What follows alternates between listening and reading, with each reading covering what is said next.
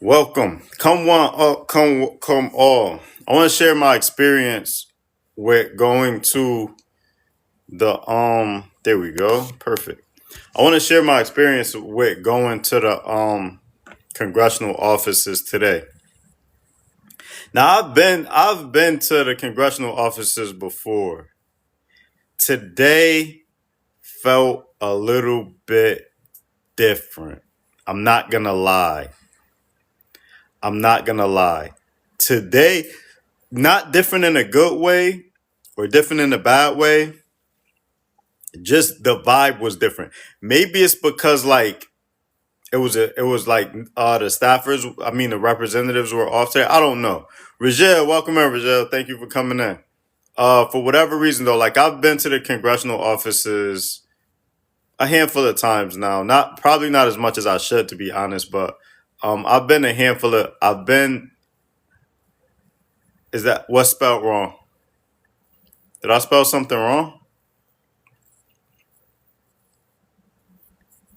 I can't spell. Yeah, Parker, I'm about to talk about that right now. What I spell wrong? Democracy. If I spelled it wrong, it's because we doing it wrong, man. I don't know. No, I don't think I spelled anything wrong.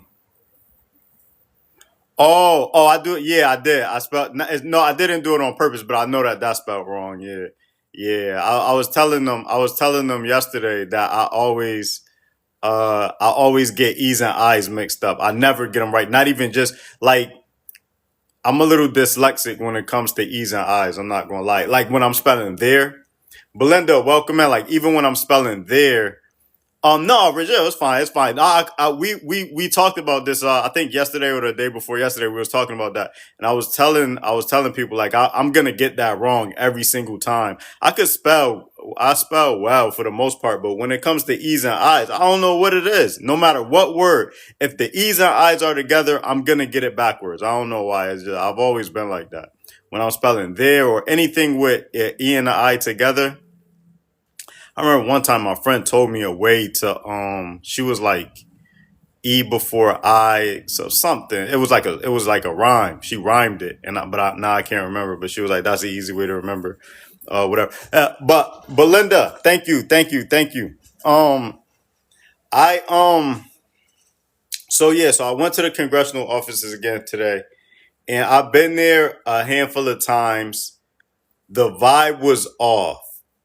The vibe was off. Like I don't know. I think that the vibe was off in the Republicans' office. Even in the Democrats' office, it seemed kind of like this is what it is. It seemed a little bit slower than usual. And maybe it's not a sign of anything in particular. Maybe it's just because like none of the representatives were there, or maybe it's just kind of like a chill week for them or whatever. I don't know, but it seemed a little slower than it usually is in certain offices. We went into about six offices today.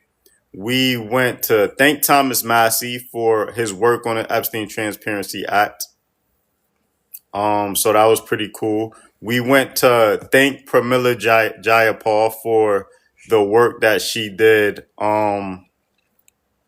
questioning Pam Bondi at that hearing. We thank Jamie Raskin. They should be working right now. They should be, in my opinion. I mean, as long as we under siege, I think that no fecal matter was spread. No fecal matter was spread. No windows were bust. No police officers were assaulted. None of that happened. Yeah, we just went there and spoke our opinions. We went to Akeem Jeffries. We went into Akeem Jeffries' office, and look, man. I tell like because I go with Flair USA is the ones that organize this, and I tell them I always like to say, I'm not a part of that, Like I work alongside them, but I don't wanna, because I'm gonna say the thing, man. I'm gonna say the thing. So um yeah, man, Hakeem Jeffries wasn't in there, but his staffer, who was pretty cool dude. It was only one staffer, which is weird because usually there's a handful of people in these offices working, but or maybe I only saw one. Maybe the rest of them were just in the back somewhere. I don't know. But this was a cool dude. He was a cool guy, and I didn't want to. I put it up on Substack. You know, I put it up on my Substack. If you guys don't know, Rise Again Archery on Substack, you could go check it out. I'm not supposed to be filming in there, so there's no visual. Like I got the camera put down to the floor, but you can hear the audio and you can hear what we all said. Thank you, Parker. And yeah, I was professional. But I let him know to tell Hakeem Jeffries, I'm like, relay this message because I'm bringing this message to you on behalf of the American people. The leadership isn't listening to the base. They're not listening to us. We don't want any more corporate Dems. That's not what we want. He needs to start moving to the left. We want to see him, stand up for us. And we don't feel like he's doing that. So I told Hakeem Jeffrey Stafford that, and he was pretty cool about it. He said he will relay that message. And I know that like staffers can only do so much, right? They just work there. Half of them probably don't even like the representatives that they work for. Some of them, most of them probably do, but you probably got a handful that are they just want a job, and they have ambitions, probably political ambitions as well. So I try to be as courteous as possible to the staffers. Um, every single time because most of them are cool. You know what? I've been to Nancy Met. We went to Nancy Mace's office again today as well. Thank you, Michelle.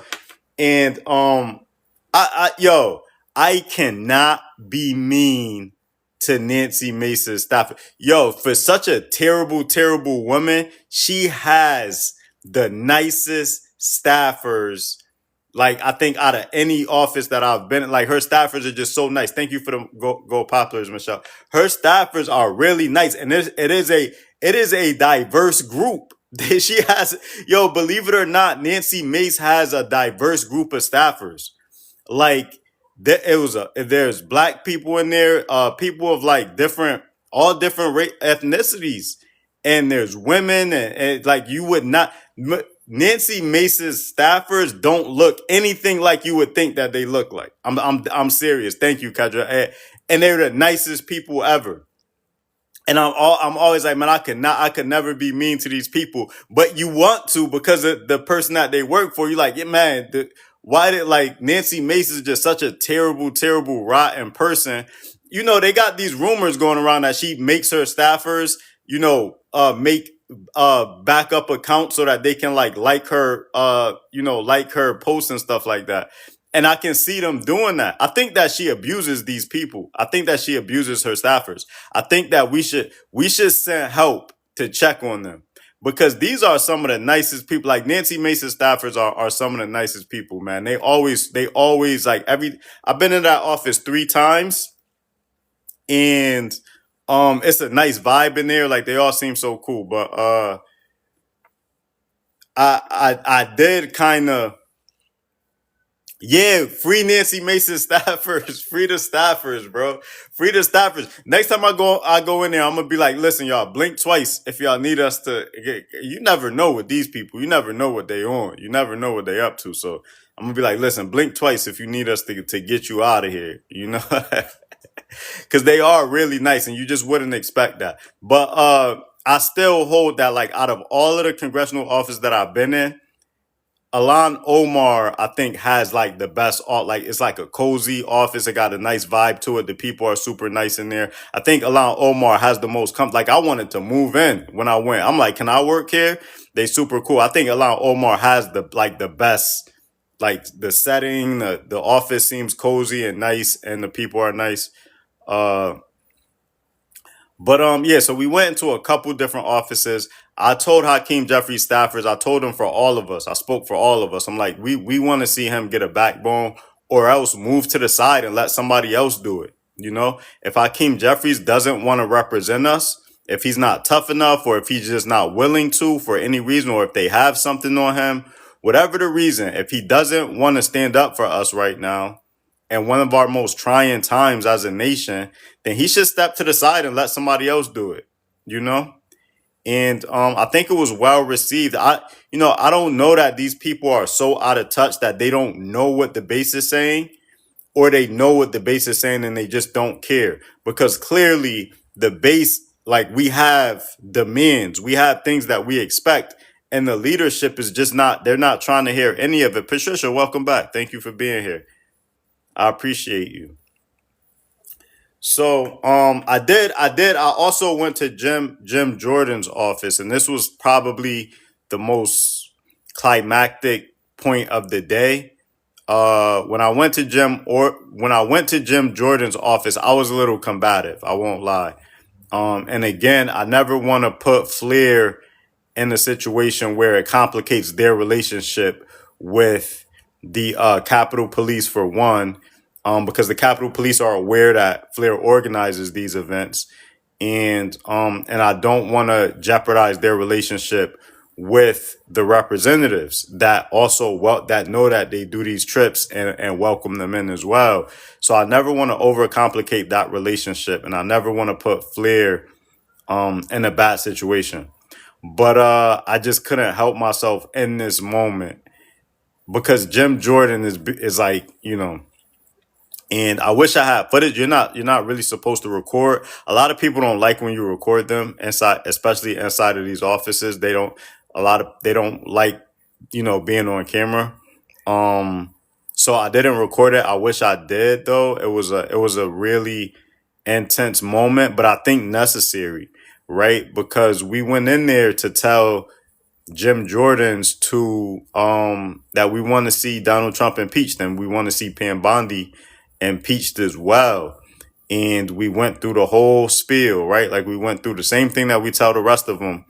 And I think Jim Jordan staffers, for whatever reason, maybe they're directed to or whatever, but they were kind of cold, right? Like they were kind of standoffish a little bit. They what they said was like, we can't speak on behalf of Jim Jordan's, which I've only heard that from Republican staffers. I've never went to a Democrat representative and their staffers were like, we can't speak on behalf of our representative. I've only ever heard that from Republican staffers. So that's why when people kick this nonsense about it being two wings of the same bird, I see the argument there. Don't get me wrong. Like the government is fun. Like, yeah, it is some BS, but at the same time, there are clear differences, and that gives us a little bit of leverage with one side, as opposed to the other side, who they won't even talk to you really.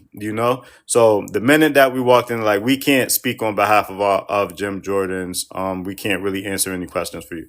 Now that is common in Republican offices. I've heard that quite a few times. Not in Nancy Mace's office. I ain't gonna lie. I know we don't like Nancy Mace, but I just gotta put that out there, man. They super friendly and they always answer any questions that you have. I'm just saying. And they really cool. Uh and a lot of other Republicans offices, that's what they say. They say they're like, we can't speak to you. Pretty much. So they was kind of cold. One guy kind of tensed up when we walked in and he stood up. I don't know. Maybe I was just taking it the wrong way because of how I feel about Jim Jordan's. I don't know. But I kind of felt like it was a tense situation. The other people that I was with, they didn't pick up on that. So let me just be very fair and very transparent. I was the only person that I feel like that caught that vibe from him.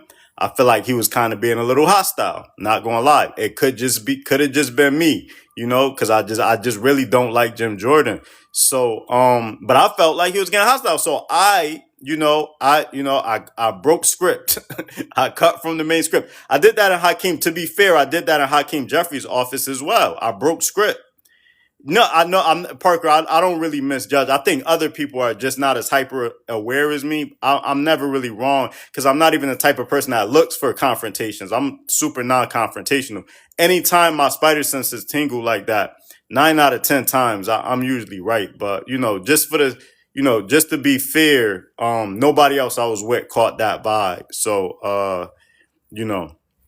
But whatever though. To be fair, I also broke script in Hakeem Jeffries' office because I felt moved to deliver a message on behalf of the people. A lot of people they're far away from DC. They can't get here. They can call. We don't know if these people check their messages or we don't know if the messages are getting relayed. So I felt like while I'm here in person, I could use this opportunity to speak to speak the words that everyone wants to say right now to their face.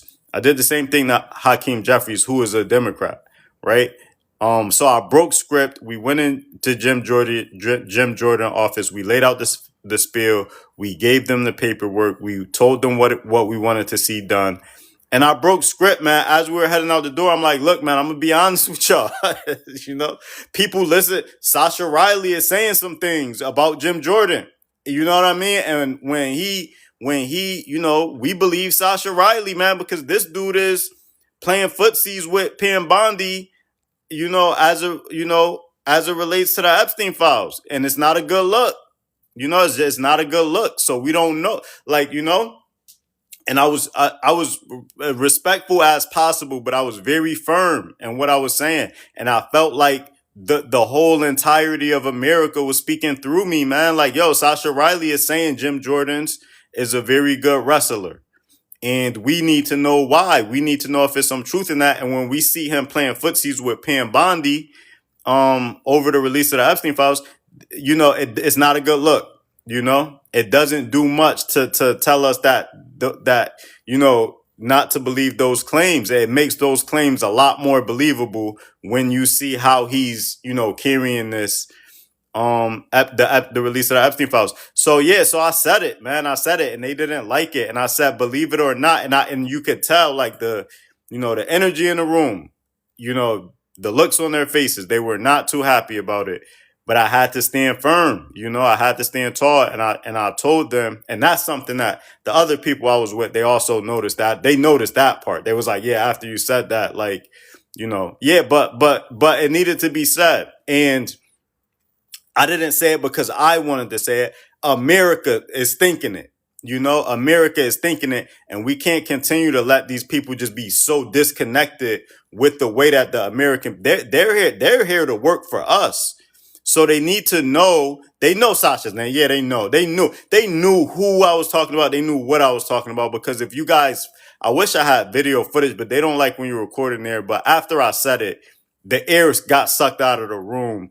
They know, they've heard these accusations, right? So yeah, and if they didn't know the name, maybe they don't. I don't know. I don't want to put that on the staffers because I don't know what they know. But they knew what I was alluding to. They knew exactly what I was alluding to. That can't be denied because of the reactions after I said it. And I stood tall. I was like, hey man, listen, believe it or not, I want to see the country come back together. And I'm saying this verbatim. This is exactly what I said because it got a little awkward after. It got a little awkward after I said that. And I'm like, hey, believe it or not, I want to see the country come back together, but you guys have to stop protecting pedophiles. And then we left. And they had to sit with that. They had to sit in that. And hopefully, all of Jim Jordan's staffers think about that and quit because it's not a good look even for the staffers. Thank you, Kadre. And it's for me as well. But also, this is the thing, right? We've allowed for too long representatives and senators to sit in these high offices completely disconnected with the wants and needs of the people and the opinions of the people. We have to bring it directly to them. Like we can go in the streets and have a standoff with the police, and we can march and we can do all of these things. Okay, Parker. And we could do all of these things, but it's like they need to hear the message loud and clear, and we have to bring it to them. They can't continue to block us out and have these fancy dinners and meetings with corporate donors while ignoring the American people. They know what people are saying. They know that people think that this is the biggest cover up. They know that. And if they want to just sit up there and play theater with Pam Bondi, they need to hear that we're all frustrated about that. They need to not only hear it, they need to feel it. They need to feel it, man. So, and we doing it again on February 27th. Well, I'm going back next week. Oh, because one of the guys, it's their birthday next week. So I'm going back next week again next week. And we'll say the same things to different representatives. And I'm going to continue to speak up for the American people. And I wish I could bring you guys video. And the reason why is I'm not doing it. I don't have to tell the early risers. You guys know I'm not doing this for clicks and likes. I could be making recovery content. That's the kind of content that I want to make. I got 4 years coming up next week. And I don't even feel like, I feel more pressed to do resistance than I do to celebrate my four years. But, That's a good idea, Wayne. That's good to know. But yeah, I would if I was doing this for clout or clicks, I would definitely play into my recovery content. That is politics is getting suppressed. They this is it's hard to fight against the algorithm by making political content. My life was so much easier when I could just grab my phone, spin around in a circle, show the world how much clean time I had, and then post it. And everybody loved that, and it was so much support, and it was lovely. This is much harder to do, and it's less whatever though. Long story short is I'm not doing this for the. I wish I could bring you guys video content so that you guys can see that this is possible. Not only that you see that it's possible, but that it's happening, and that it emboldens the resistance, so that people know, right? That people know that this is happening, because the legacy media, they're not going to tell you guys that this is happening. The politicians, they're not going to tell you guys that this is happening. No one's going to tell you guys that this is happening if we don't bring it to you, in real time. Best live ever. Thank you, Parker. I appreciate that. I appreciate that. Appreciate that. So yeah, so I have to continue to do the work and show you guys proof of the work that's being done, and we'll continue as we proceed, as we continue to go. We'll also be looking for new candidates to fill the positions of these candidates that we have to get voted out. So I'm trying to, if I could ever, I'm trying to upload to my Substack the full. That's weird. I'm trying to upload to my Substack the full. Wait. That's not it. The full interview that I had with Jeff Pixley, and it's not working out. Well, I just can't get it uploaded for whatever reason. But so yeah, so we'll continue to do resistance while actively trying to rebuild and send the candidates will work on behalf of the American people to Congress, because clearly Hakeem Jeffries is not interested in what the people think. like yo, this dude is not interested. Let's play this clip of Hakeem Jeffries having a complete meltdown. This is why I said what I said, because I was thinking of this. And also I wanna say, like, I'm a respectful guy, right? So I told the Flair team after we left Jim Jordan's office, I'm like, look, I'm sorry, I know I kind of broke script, and they were okay. I don't want to say like nothing to get them, just let they was like freedom of speech, bro, for like First Amendment. So like I don't like, if I ever break script, I'm not gonna. I made a joke like after we left. I'm like, I'm not gonna do what everyone thinks I'm gonna do, and we all laughed about it. So like I wasn't being disrespectful to the Flair team. We get a script to go in there with. Just to make sure everybody on the same page, not to like control what you say. And then they let you know too, like if you have any of your own questions, feel free to ask. But just to make sure everybody's on the same page, they give you like like kind of like talking points almost. But I'll break script though. They know me well by now. I've been there with them quite a few times now. They know I'll break script, and I say that, and I just say whatever, and they don't mind. They don't mind. I want to say that to just so everybody know that I'm not like going rogue, like going completely rogue. I'm not a drag to be around. I'm cool. I'm cool as fuck to be around. Um, so it's not like I don't want anybody to think that like Flair is like, up here he comes again. Like I'm cool to be around. I don't like I'm not the yeah, I'm cool to be around. I'm not they not like, up here he comes. Oh, not like that, but just to say that I am speaking for all of us when I go in there. And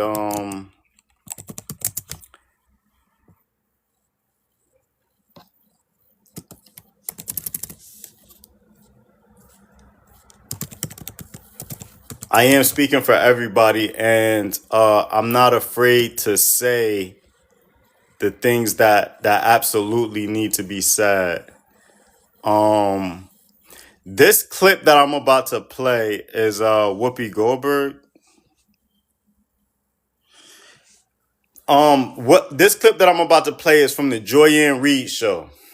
I like Joy Reid. I think Joy Reid is better away from MSNBC. I think she's doing a great job as an independent. So this is on the Joy-Ann Reid show. A guy by the name of Wajat Ali.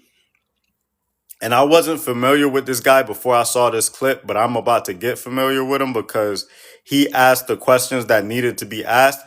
He asked Hakeem Jeffries to his face what we all want to know, you know? And so shout out to him, man. I'm gonna be on the lookout for this guy in the future. So I'm gonna play this clip, and then you guys will have a better No, I don't exactly, Kadri. I'm not in there embarrassing us. I'm not in there embarrassing us. I'm super respectful, and but I'm firm and I mean what I say, and I think that I'm saying the things that need to be said, you know, and I'm doing it for the resistance. And I don't want to I don't want people to think that I'm disrespecting Flair in any type of way, because I would never do that. I'm always respectful. I always stay, you know, calm, and but I'm gonna go off script. One thing about me is I'm gonna go off script, you know. Somebody got to do it. Shit, somebody got to do it.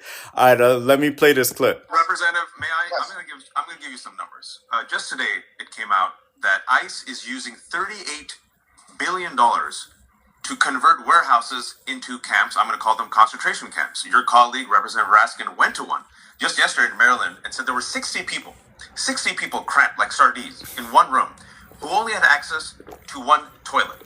65% of people taken by ICE had no convictions. That's from the Cato Institute, a right-wing institute. ICE has killed 8 people this year alone that we know of. 2 of them, Renee Nicole Good and Alex Pretty.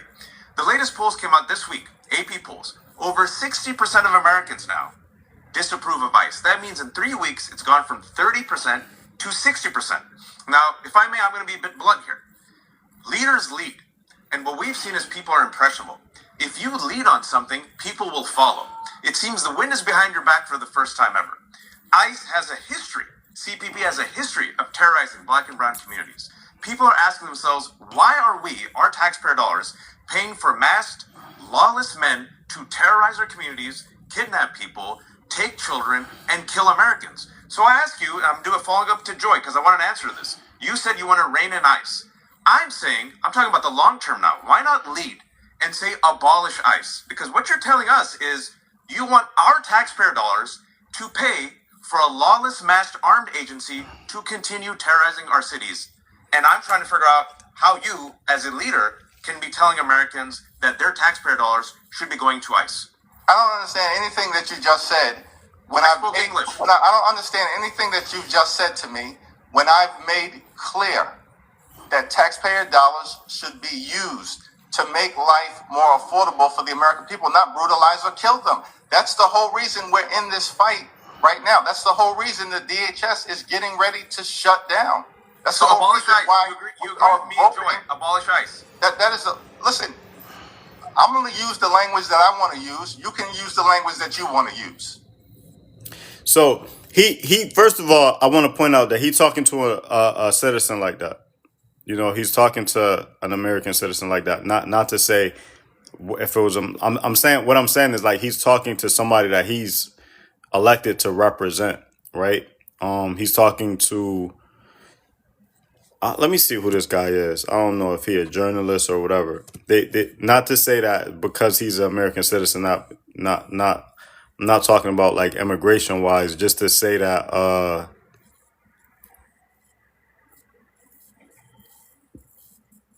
This is the person that he's supposed to be representing. So you would think he would be more receptive to the message that he's getting from the American people, from the people period, whether citizen or not, from the people period. But he had a complete and total meltdown because he yeah, exactly, Parker. Like, how dare you question me? And then to say like I don't understand what you just said is a wild thing to say. It's a wild thing to say. I don't know if you guys know Wajat Ali, but he spoke very clearly in clear terms. And you know, to say like I don't understand what you're saying because this is what we're doing, when we all see that that is not what you're doing.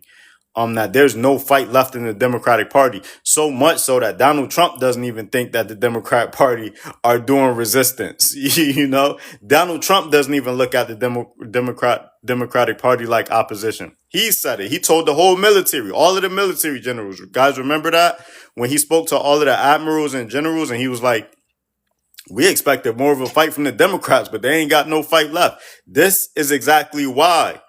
Donald Trump is a liar, but he ain't lying about that. He's right about that. The Democrats got no fight left in them. Not all of them. We all know that there's some fights, but if they're not fighting collectively, then it amounts to nothing. So we got to get the weak links out of there. You're only as strong as you're only as strong as your weakest link. We got to get all of the weak links out of there and get some fighters in there so that we could back up the fighters that are already in there. Obviously, Akeem Jeffries is not equipped for the job. That's why I went in there like that today. That's why. If you checked out the full video on my Substack, that is why I went in there like that, because I this video was in the back of my head. Like, he got some nerve. This is what the people. Oh, does he? Does he, JDS? He works at the New York Times, so I didn't know that. But even still, journalists still, even if it's a journalist, you shouldn't be talking to them like that, because he's asking you the questions that the American people want to know. So I don't care if he's a journalist. I didn't know he was a journalist though. I thought he was just a regular bro. I had never heard of this guy before, man, but I'm gonna definitely be on the lookout for his work. He's an op-ed contributor. Okay, JDS. Okay. Yeah, Susie. Yeah, for sure. Oh yeah, it's up there. It's on the Substack. Yeah, definitely go check it out. Um, yeah, I thought he was just because Joya and Rita's now she's an independent now. I never had heard of Owajah Ali, but I'm definitely gonna be on the lookout for his work now. And either way, regardless whether he's even if he was another politician, he's asking you the questions that, in very clear terms, what all of the American people want to know. Do you stand for abolishing ICE? Don't try to make it seem like this is not a popular question, or this. I should go to Chinatown tonight. I wonder if there's anything going on down there. He posts free. I'm over there as well, JDS. I don't really use it that much though. Because I'm on like just way too many platforms. I can't do like all of the platforms. It's a lot of work with like I post on 4 pretty consistently, and that is a lot of work. For like Insta and Threads, they go hand in hand because I could just post to one and it goes to the other one automatically. But for everyone else, everywhere else, I gotta do it individually, and it's just me. Okay, JDS, absolutely. Yeah. What is my? I think I have the same handle for Blue Sky there, but just check out my bio, and you'll see everything. And you can also check out the Raw Shop and get you some Rise Again wear too. I'm gonna be working on some. Thank you, Parker. I'm gonna be working on some new, more resistance focused designs this week at some point. So I'll keep you guys posted for that. Um.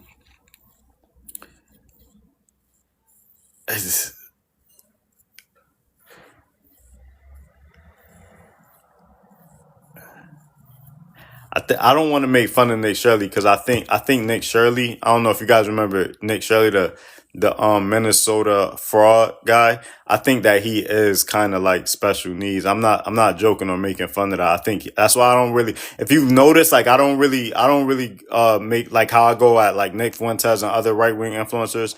I don't really say much about Nick Shirley. I think he is actually like special needs. I think, and that's not funny. It's not funny about that. I'm not even joking. For real though, I think he is kind of special needs. And I mean, it's not. It doesn't excuse he isn't. Oh, you met him, Rajel? You met him? You let him go? Rajel, you should have held him for ransom. Oh, he isn't. Oh, I thought he was actually special needs.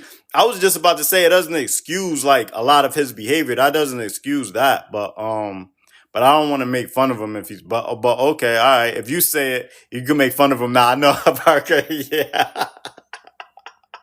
if Rizal said I believe, if Rizal said I believe him, she said, "Yeah, Rizal, you should have held him for ransom, man. He is an op. He is one of the top ops for sure. He caused all that mayhem out in Minnesota. Now he going to California to do the same thing. That dude, well, hey man, speaking of the devil, Nick Fuentes posted an hour ago. I can't wait for Republicans to get destroyed in the midterms and then for Trump and his cabinet to get impeached. Yo, this dude is hell. I told you guys he got cooked by Hassan Piker. He's done for. Yo, you guys see this James Tallarico Stephen Colbert interview? Anybody in the chat saw that? The only reason why I say that is because I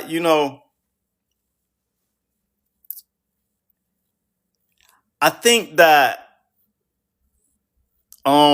it's a little bit of like reverse psychology going on here. I'm not gonna lie. I can't take Nick seriously. Yeah, I know. Nick, yeah. He's just a low guy. Um But like with the James Tallarico thing, and I'm not against James Tallarico at all. I maybe favor Jasmine Crockett a little bit. I do kind of want to see her become the senator. I'm gonna be honest about that. But either way, I think that they both good candidates. I'm not falling for. You guys remember the CCOT 60 Minutes episode that really got when they really wanted to ban it, they just banned it. It wasn't even on YouTube. It wasn't anywhere. I just by saying that, like it's almost kind of like that, Jimmy Kimmel effect, where it's like by trying to cancel him, they only made him more popular. I don't know that. Do they consent? Like they are that incompetent though. It's not hard to believe that they're just that dumb that they continue to make the same mistakes. You know what I mean? But I don't know. James doesn't have to fight like Jasmine. Yeah, Rigel, that's what I said that too when Jasmine Crockett announced her announced that she was running for Senate. I said we need more fighters in the Senate. We need more fighters. What we don't need is more James Tallaricos, giving ground and making concessions. It's one of the reasons why I don't like Gavin Newsom. He makes unnecessary concessions. He makes unnecessary concessions when you don't really have to. Like ICE is super unpopular right now around the country. And he tells Ben Shapiro like, oh yeah, well, yeah, maybe some reform and everything is all. It's like get with the base. They need to come out and spend time with us. And I think that is a lot of the problem is that they don't really, either they don't know, Belinda, exactly, Blue MAGA. Either they don't know what the people want because they don't have an ear to the street, they don't have a finger on the pulse of the streets, or they know and they just don't care. Because it's hard to believe that as unpopular as ICE is right now amongst the whole country on both sides, that Gavin Newsom sat across from Ben Shapiro and was like, yeah, well, ICE isn't so bad. It's like, come on, man, read the room, bro. What we want you to fight. So, I'm not impressed that Gavin Newsom hired a good press team. You see what I'm saying? Like he hired a good press team to handle his social media because I don't see him doing the knee pads thing was funny as hell. That was funny as hell. And he did that he really did that in person. That was hilarious. But everything else is really just those two girls that handle his social media. That's where all the fight comes from. You don't really see Gavin Newsom fighting too much. Besides that knee pads thing, that had me dying. I was cracking up. Yeah, the thought police coming for us all. They coming for us all, Doom. But I'm up here committing thought crimes for free, and I'm gonna continue to do so. And I'm bringing these thought crimes straight to the congressional offices as well. And you guys want to know another thing about like going to these offices. I get it. This could also be me though. I'm gonna be honest. I feel like they don't see too much of me in there, and they need to see more of that. It's not a black thing. It's not a black thing. I feel like they see a lot of people walking around in suits, and they need to see more people walking around in hoodies. You see what I'm saying? I feel like and it could just have been, me, but it felt like a lot of people were nice, especially when I had to ask for directions, because I got lost in there a couple times, and a couple of the ladies in there was like, oh, I'll tell you how to get out of here. I even it's funny that we sat ransom earlier, because I made one joke to as I was trying to leave, the whole building got locked down because of a security issue. I don't know how often that happens, but it's like, as I was like literally while I was at the door to walk out, they were like, oh, we can't let anybody leave, the building's locked down. And so I went back to the cafeteria to just wait it out, just chill. And I went back to the cafeteria. Then I got lost. And this lady was like, I was like, can I leave now? Because it seemed like you guys trying to hold me from ransom. And she was like, nah, you good. And then she had to show me like how to get back out of there. They nice people, but it just feels like they need to see more of me. Not race, not a race thing, but more of the actual people. More people, man. When I go in there, I represent the people, not just black males, not just males, not just people not just millennials. I represent the people of all ages, genders, race, all races, ages, genders, everything, man. I represent the people. At least I try to. I make my best effort to represent the people. Oh, you want to move to Japan, Dune? That's crazy. That's wild. That's a wild move. That I will recommend it. So yeah, like I feel like they need to see more of us taking these trips and taking these visits, and telling them like, man, we don't like what we see going on right now. Thank you for the follow. I appreciate that, guys. If you're not following me, make sure you please give me a follow.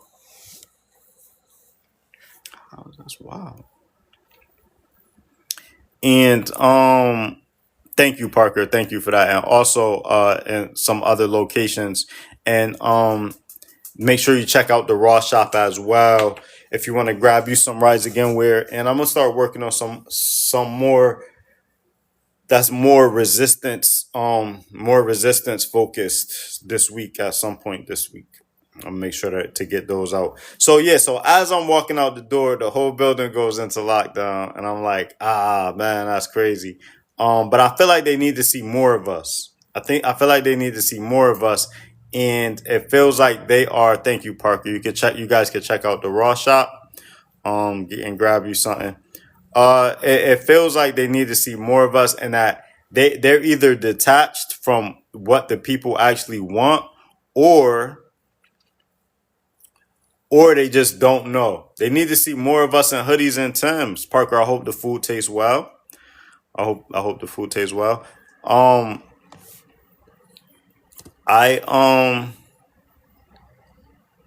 Yeah, they need to see more people in hoodies and Timbs, just stomping all around there, looking for people to talk to, so that they can tell.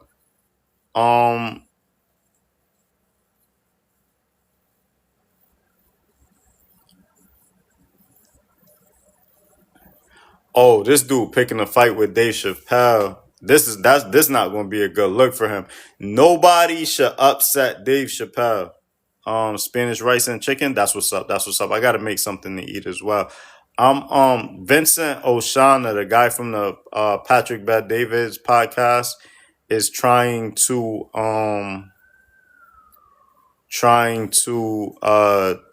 take shots at Dave Chappelle, because Dave Chappelle went to visit the spot where Alex Preddy was on the live. Let me read you guys this post from Vincent Oshana. Vincent Oshana is like, just he's a barbarian. He's a legit barbarian or a Neanderthal. He's definitely not the sharpest tool in the shed. I always say, right, because I'm a pretty cultured guy. Like, I'm not formally educated, but I'm a pretty sophisticated, cultured person, like well-rounded, down to earth, right? And I do this. I go live, and I try to keep you guys not only entertained but informed as well. Yeah, shout out to Dave Chappelle for doing that. I do like Dave Chappelle. That's my favorite comedian, but so I may be a little biased, but shout out to him for doing that. Vincent Oshana is proof that you do not have to be smart to cover politics. Like, nothing that I've never heard him say anything of any value. Like, all of his whole worldview is just completely off of the mark. And when I read you guys this post, you're gonna see what I'm saying. Vincent Oshana said, "This is so amazing. Kudos to Dave Chappelle. Now let's see if he visits the sites where young American girls were brutally raped and unalived by illegal immigrants that Alex Preddy was fighting to keep in this country." It's like, what, bro? Like, that's wrong for so many reasons. That is just wrong. That is just, it's just like, this is how they think.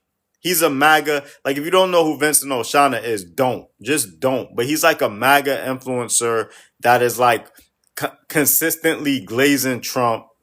And yeah, like, this is just wrong for so many different reasons. And this is a post from today. I could read you like his last 3 posts, and you would think that he was a special ed student. And this is no disrespect to special ed students. Like, this guy has his worldview is just completely off the mark. Like, if you can't, like, to say that Alex Preddy was fighting to keep violent offenders in this country is for one just factually wrong. Like, that is just there's clearly not what he was doing. But this is how they think. To him, there's no difference than how he views undocumented workers and migrants. That he views all of them to be violent criminals. That is his worldview. So to him, there's no difference between how he thinks they are and how they actually are. So to him, you can't say to him like, "Hey man, Alex Preddy was just, protecting people, he was just out there protecting the people from what is clearly a hostile government takeover of an American city." You can't tell that to him. Rigel, yeah, his hard drive. I don't know about Vincent Oshana. I get the joke, but Vincent Oshana, I think, is just brain dead. I think he does not have 2 brain cells to rub together, which I think is pretty. Not, I know it's not all of MAGA, because you got some MAGA that they do have 2 brain cells to rub together, but MAGA in the sense of like MAGA in the sense of like, a lot of them are just dumb. And when I say dumb, it's not what he knows and what he doesn't know. It's not his intelligence level. It's the fact that when presented with factual information, he rejects it. He refuses to grow as a person. He refuses to process new information that may shift his perspective. That's why I say that he's dumb, because in a debate, Abby, good evening. In a debate, you can present to him all of the facts of the world. I've seen it done. I've seen somebody try to talk sense into him. I've seen Sam Cedar from the Majority Report on Patrick Bet-David's podcast. I've seen Sam Cedar try to talk sense into him. And I saw the moment where the cognitive dissonance sets in and he just rejects all forms of reality that doesn't align with how he already views the world. And it's sad that like the large majority of MAGA, I feel like maybe not the hey, Marianne and Mr. B. Welcome in. How are you doing? Thank you for the roses. I appreciate that. Unnecessary. This is a great content creator, guys. Make sure you guys pick up. All of the early risers should be following Marianne and Mr. B. But if you're not for any reason, make sure you do so, please. I'm doing well. I went to the congressional offices today. And I know that you're on Substack, Marianne, and Mr. B. If you guys check out the last video I posted, you'll see from when I went into thank you, Parker. I appreciate that. You'll see from when I went into Hakeem Jeffries' office earlier today and kind of spoke truth on behalf of all of the people. I also went to Jim Jordan's office today and spoke truth on behalf of all of the people.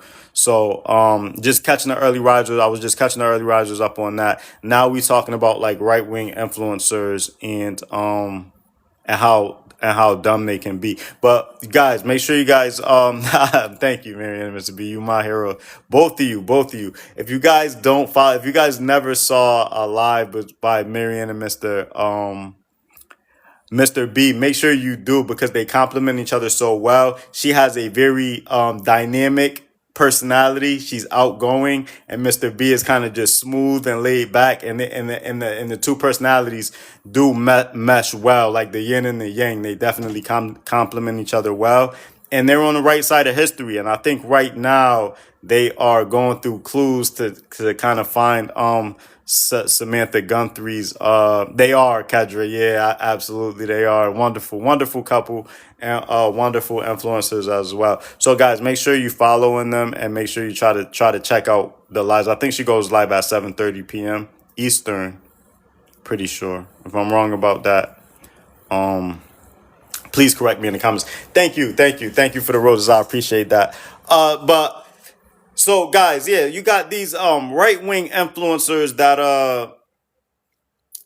they just and the thing is they get such big platforms to say this nonsense, man, and that's partly what's wrong with society right now. Is like you got guys like Vincent Oshana that can speak to millions and millions and millions of people, and millions of people are taking this as truth, right? And they're using it to validate the nonsense that they already believe when they need to be trying to get educated. Timely. Oh, okay. Yeah, Marianne and Mr. B is Substack. And you'll see it. They don't like when you record inside the offices. So the camera's pointed out the floor, but it's some good audio. If you want to hear me, it's a 3-minute video, but if you want to hear me, just go to the end to like the last like minute. That's when I really start, telling his staffers what we all want to tell him directly. And there unfortunately isn't any video footage of me and Jim Jeffries' office Jim Jordan's office, because they don't like that. They don't like when you record them. But I'm going back next week, so make sure if you're not following me, make sure you give me a follow, because I'll be going back next week and I'll try to get some more footage.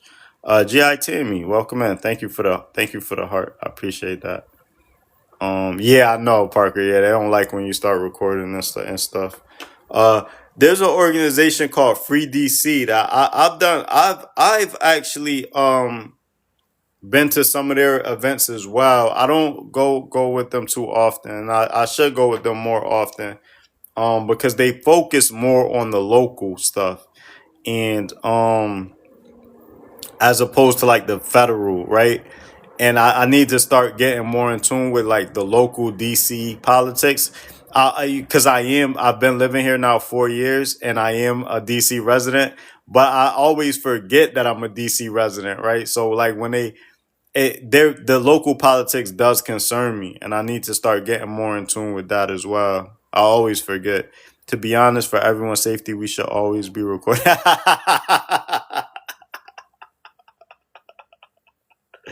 Yo, Rajel, for real. Yeah, for everyone's safety, we should always be. It sounds like we should always be recording Jim Jordan. That is a fact. For everyone's safety. Thank you, Kedra, for holding down. For holding down the live. Yeah, no, for real, Rajel, for real. And we should be recording Jim Jordan at all times, man. And he should be on the ankle monitor. Man, I can't wait until the day where all of these guys get arrested and they're convicted for their crimes. I can't wait for the day. I do believe that day is coming, man. But we gotta stay on top of things. We gotta stay on top of everything. We have to continue to fight. We have to continue to fight, man, and that means and like I was saying earlier, I think I kind of got off track. Let me spin back around to this point, right? Like it's all fine and well to like stand off with the police, right? Like when we do our rallies and we protest on ICE, and it's good to. I think that is also necessary. I'm not trying to undermine that or downplay that. That is very important, but we need to start standing off with these representatives, man, because they need to start hearing us. They need to start feeling our frustrations as well. We got to bring it right to the front door, man. Phone calls if you're not able. But February 27th, there's a national day to lobby.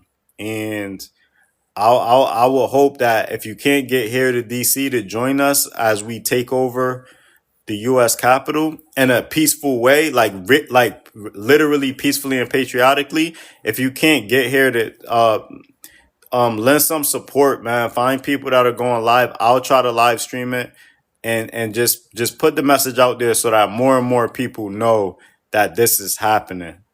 Because it's super important. And I feel like for far too long, politicians have been getting away with being detached from the people. And they have these fancy parties with their donors and these fancy dinners with their donors. And they never have to sit down with any of the American people, like the actual people. They never have to sit down with us and listen to our frustrations. And I'm not talking about a town hall where they speak for a half hour and then take 5 scripted questions. That's not what I'm talking about, man. I'm talking about Zohran Mamdani grabbing a shovel during the snowstorm and helping somebody get out of their, get out of their spot. I'm talking about Zohran Mamdani going to a daycare with Miss Rachel and reading the kids. Like, you don't see too much of that, man. So it's like, what's the point of even having them if they're not representing us? We make up the majority, right? Like we make up 70% of the consumerism of the economy. This, like, we keep this shit moving. They don't. The donors don't. If we get our ish together, if we ever get class consciousness in this country, we could shut this whole thing down. And we need to let them know that we know that, because I don't think they know that. They know that, but I don't think they know we know that. And yeah, if they ever fear that, hey, listen, man, we will shut this down. If we shut this down, then what? So, yeah, I think that we need to start relaying that message directly to them, because for far too long they've been getting away with not having to really hear our concerns. And Patricia, appreciate you. They've been getting away with being just completely disconnected from what the base wants. You can see it. Right? Like, we're all saying abolish ICE, like we all said, like everyone is on the same, and there's little resistance from MAGA, because even they're like saying like, whoa, this is kind of wild. They won't say it, right? Like, they won't say it publicly, but you can tell because they're not out there defending it. You can kind of know like the mentality of MAGA. Like, if they really thought it was okay, trust me, they would let us know, because for a lot of, they don't shut up about the things that they really care about. They're super loud about like everything, really. So the fact that they're not out there defending ICE tooth and nail, it lets you know that they're not even happy with what they're seeing. They're just scared to offend Donald Trump. Donald Trump will tell you like, hey man, if you keep asking about these Epstein files, you're not my supporter anymore. And then so they stop asking about the Epstein files. But they don't like how this is going though. They don't like how this is going. So all of the left is saying abolish ICE. On the right, there's no resistance to that. They're not saying don't abolish ICE. They're not exactly saying they want to see ICE abolished, but they're not exactly saying don't abolish ICE either. So Hakeem Jeffries uses that to be like, I don't have to say abolish ICE. It's like, but you do though, because you work for us and we're saying abolish ICE. So you do have to say abolish ICE. And he gets on the Joy-Ann Reid show and says, hey, I can say it however I want to say it. No, you can't. You say it how we say it, because we employ you. You work for us. We're saying abolish ICE. Therefore, you should also be saying abolish ICE, or you don't have a job anymore. We fire you. You get replaced. Maybe you should just resign now and save us all the trouble if you don't want to use the same voice as the American people. If you don't want to speak with us, for us, as a representative for us, then maybe you should just resign, man. Maybe get a job with one of your corporate donor friends. They'll hire you. We don't want you working for us anymore if you're not going to deliver the message that we're all saying.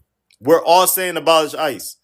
And he gets up there, throws a hissy fit when he's asked about it, and say, hey, reform. I don't have to say how you da da da. We're saying don't take any APAC money. We don't want a foreign country having that much influence over our politics. That's what we're all saying. He's saying, "Oh, I don't have to say I'm not taking money from I'm going to continue to raise money." It's like, "No, we're telling you because we're your boss. We're telling you we don't want you accepting money from APAC anymore. If you feel like you can do that anyway, then maybe you can be replaced. How about you go to Israel and get a job? How about that? How about you don't work for us anymore? And if you don't want to listen to what we're saying, go over there and get a BB got a job for you. I'm sure he could put you in IDF. You could go do. They got a ton of stuff you could do over there. They doing G side. You know, go join them and do that. They're gonna go to jail. Eventually, they're all going to jail too.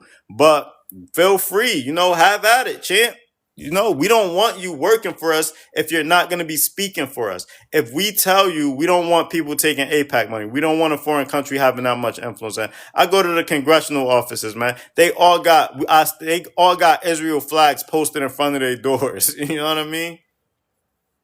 And it's like, come on, man. I seen more Israel flags today than I saw American flags today.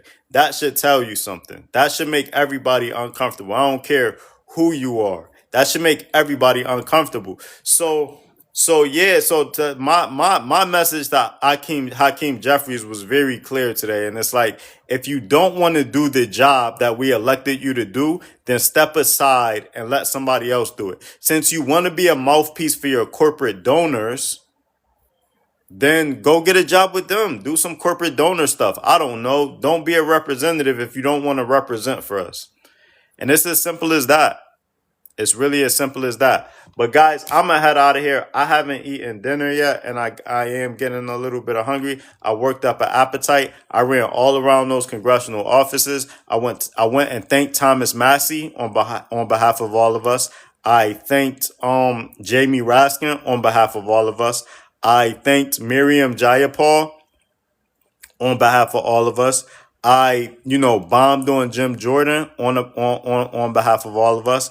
I boomed on Hakeem Jeffries on behalf of all of us. And I went to Nancy Mace's office too, and she has a very nice staff. And I think that we need to check on them because I don't see how such nice people are working for a monster. Aside from that, folks, I am going to get out of here. I'll see you guys in the morning.